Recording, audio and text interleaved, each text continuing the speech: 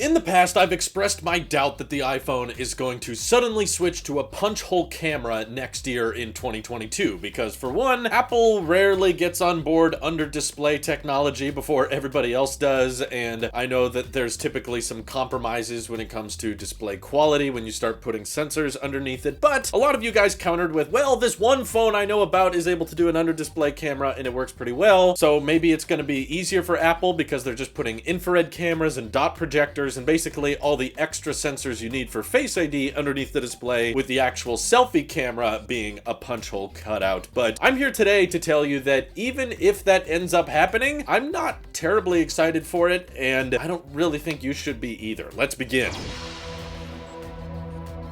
So yeah, this is coming off of the last video because so many of you seem to not believe me that I want to hold on to this phone for longer than a year, and it made me laugh how many of you used the punch hole camera as an example, despite me time and time again. I've reviewed Android phones with punch hole cameras, some I've even reviewed that don't have punch hole cameras or notches at all, and I've established that the notch is not an issue for me. Like, it's just a part of the phone that we don't really spend much time looking at anyway, that Apple has now used for biometrics and cameras, which is fine. I don't really care or notice that the notch is smaller on my 13 Pro Max versus my 12 mini. It just doesn't change the way I use my phone, and I think the tech community and people on YouTube especially act like the notch getting smaller or switching to a punch hole camera is a bigger deal than it really is. But in order for Apple to actually adopt a punch hole camera, like, let's just assume a bunch of things. Let's assume Apple finds the right suppliers that can provide high yields for Apple's very picky standards, and they find a way to embed the dot projector, the IR blaster, and the infrared camera, and everything you need for Face ID. They found a way to embed all of that underneath the display with absolutely zero compromises in the pixel density, which I'm sure Apple's going to be very picky with because they need their displays to be just so. Assuming Samsung or LG or whoever is able to provide Apple with that under display technology, where does the punch hole camera go, right? Of course, we would imagine it would be centered, but if any of you have an iPhone 13 already, I encourage you to take a deep